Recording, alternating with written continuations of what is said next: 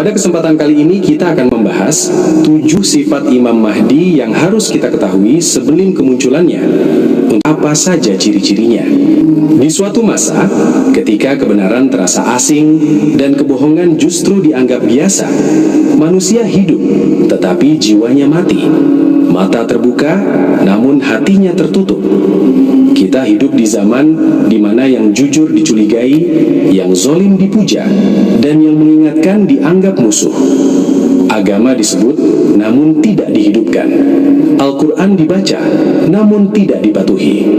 Nama Allah sering dilafalkan, tetapi jarang benar-benar ditakuti.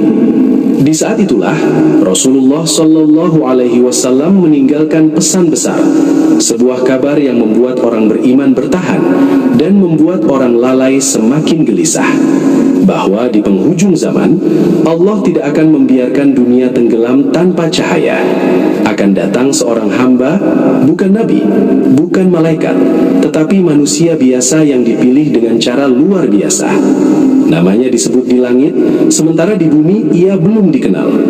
Dialah Imam Mahdi. Namun saudaraku, Imam Mahdi bukan sekadar cerita, bukan dongeng pengantar tidur, bukan mitos untuk menenangkan umat. Ia adalah janji Allah, dan janji Allah tidak pernah ingkar. Tetapi masalahnya, banyak orang menunggu Imam Mahdi namun tidak siap dengan kebenaran. Banyak yang mengaku rindu, namun hatinya masih terikat dunia. Banyak yang ingin mengikutinya, namun belum sanggup meninggalkan kebiasaan dosa. Tahukah kamu bahwa Imam Mahdi tidak akan diikuti oleh semua orang? Banyak yang melihatnya, namun tidak mengenalnya.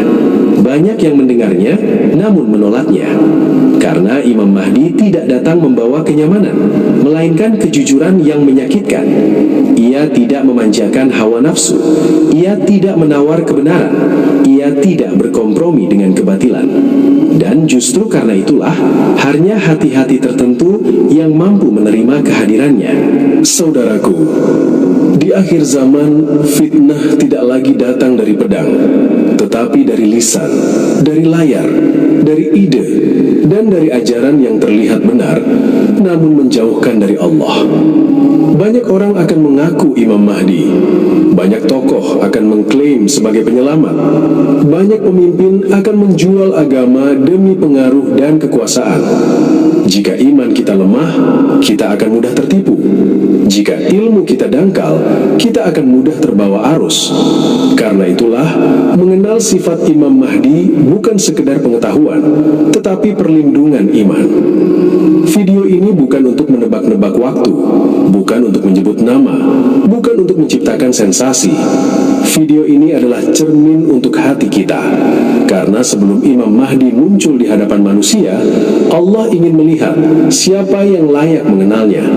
Apakah kita termasuk orang yang rindu kebenaran atau justru takut kehilangan dunia? Apakah kita siap tunduk kepada pemimpin yang adil atau hanya nyaman dengan pemimpin yang menguntungkan diri kita? Saudaraku, bisa jadi Imam Mahdi hidup di masa kita, bisa jadi belum. Namun yang pasti, fitnah yang mengiringinya sudah kita rasakan sekarang. Maka pertanyaannya bukan lagi kapan Imam Mahdi datang, tetapi apakah iman kita siap ketika ia benar-benar datang. Dalam video ini, kita akan membahas 7 sifat Imam Mahdi yang harus kita ketahui.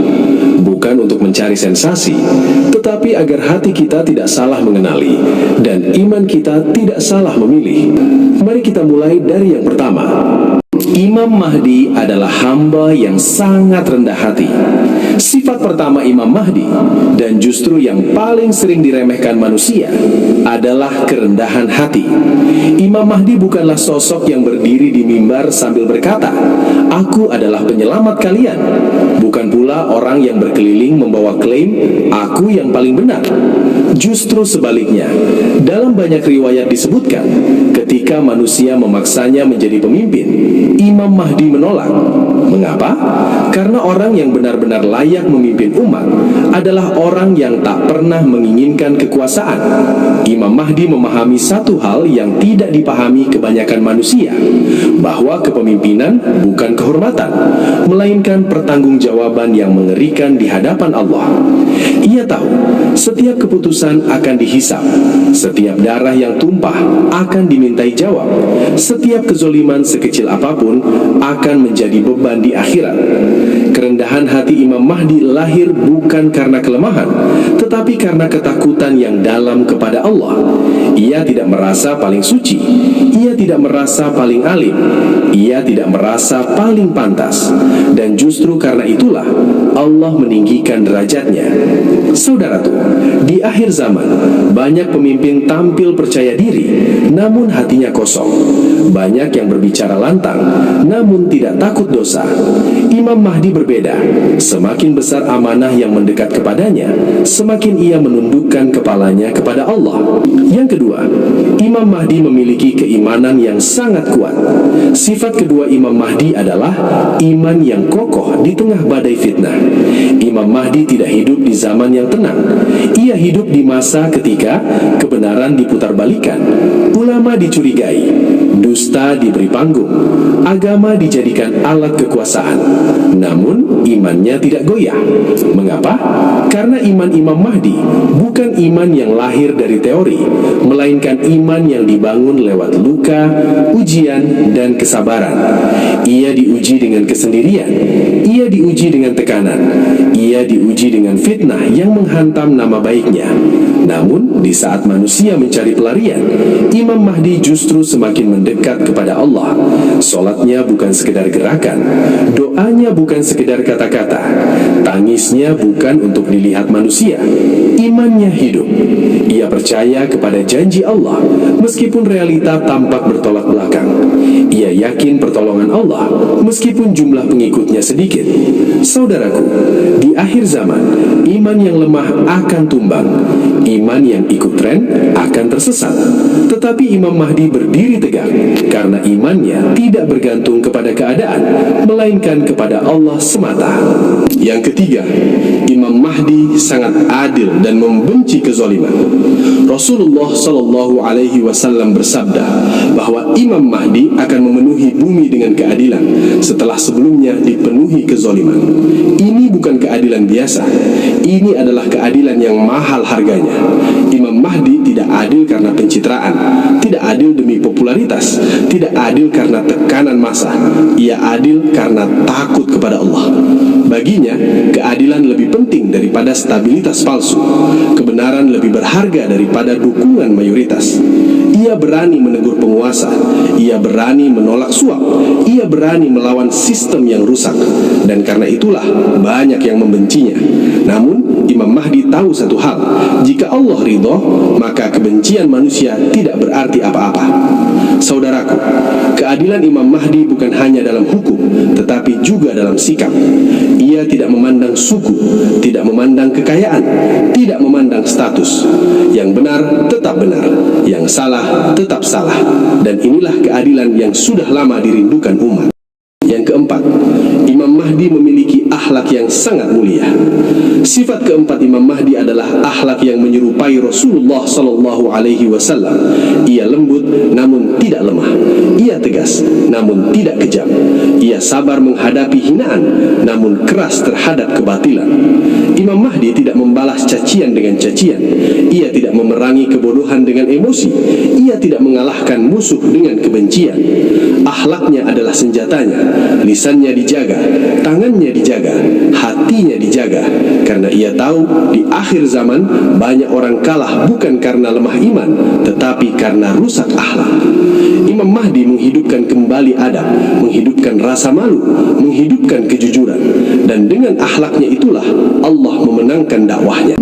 Yang kelima, Imam Mahdi dicintai oleh orang beriman, namun dibenci oleh orang zalim. Sifat kelima Imam Mahdi adalah sesuatu yang tidak bisa dibuat-buat oleh manusia, yaitu cinta yang Allah tanamkan di hati orang-orang beriman. Imam Mahdi tidak memaksa manusia mencintainya. Ia tidak membangun citra, ia tidak memoles kata-kata. Namun entah mengapa, orang beriman akan merasa tenang ketika berada di dekatnya, bukan karena wajahnya, bukan karena hartanya, bukan karena kedudukannya, tetapi karena ruh yang jujur akan mengenali ruh yang jujur. Orang-orang yang masih memiliki fitrah akan merasakan keteduhan saat mendengar ucapannya. Hatinya terasa hidup, imannya terasa disiram. Sebaliknya, orang zalim, munafik, dan pencinta dunia akan merasa tidak nyaman, bukan karena Imam Mahdi menyerang mereka, tetapi karena kehadirannya membongkar kebohongan. Imam Mahdi adalah cermin, dan tidak semua orang sanggup melihat wajahnya sendiri. Saudaraku, di akhir zaman, jangan heran jika orang baik dibenci dan orang zalim dipuja, karena ukuran kebenaran bukan lagi suara terbanyak, melainkan siapa yang diridhoi Allah. Yang keenam, Imam Mahdi dipilih langsung oleh Allah, bukan oleh manusia. Sifat keenam ini sangat penting untuk dipahami, agar kita tidak tertipu oleh kepalsuan akhir zaman. Imam Mahdi tidak lahir dari sistem manusia. Ia tidak diangkat oleh parlemen, tidak didukung oleh koalisi, tidak dipilih oleh pemilik modal. Imam Mahdi dipilih oleh Allah sendiri. Bahkan dalam riwayat disebutkan, Allah memperbaiki dirinya dalam satu malam. Apa artinya? Artinya, ketika waktu telah tiba, Allah menguatkan hatinya, membersihkan niatnya, dan meneguhkan langkahnya. Tidak ada yang bisa menahan, tidak ada yang bisa menghalangi. Manusia bisa merencanakan, tetapi Allah yang menentukan. Dan ketika Allah telah memilih, seluruh skenario dunia akan tunduk. Saudaraku, inilah sebabnya Imam Mahdi tidak sibuk mencari pengikut, karena ia tahu, jika Allah menghendaki, hati manusia akan digerakkan dengan sendirinya. Imam Mahdi berdiri bukan karena kekuatan pasukan, tetapi karena pertolongan Allah. Yang ketujuh, Imam Mahdi membawa harapan besar bagi umat Islam. Sifat terakhir Imam Mahdi adalah ia hadir sebagai rahmat, bukan sebagai teror. Di tengah dunia yang rusak, ia membawa harapan. Di tengah umat yang tercerai-berai, ia membawa persatuan. Di tengah sunnah yang ditinggalkan, ia menghidupkannya kembali. Imam Mahdi tidak datang untuk menghancurkan umat, melainkan membersihkan. Membersihkan hati dari kesombongan, membersihkan agama dari kepalsuan, membersihkan kepemimpinan dari pengkhianatan. Ia mengajak umat kembali kepada Al-Quran, bukan kepada hawa nafsu, kembali kepada keikhlasan, bukan kepada popularitas. Saudaraku, Imam Mahdi adalah tanda bahwa Allah belum meninggalkan umat ini, bahwa di saat manusia merasa dunia gelap, Allah masih menyalakan cahaya. Namun cahaya itu tidak akan menerangi orang yang menutup mata.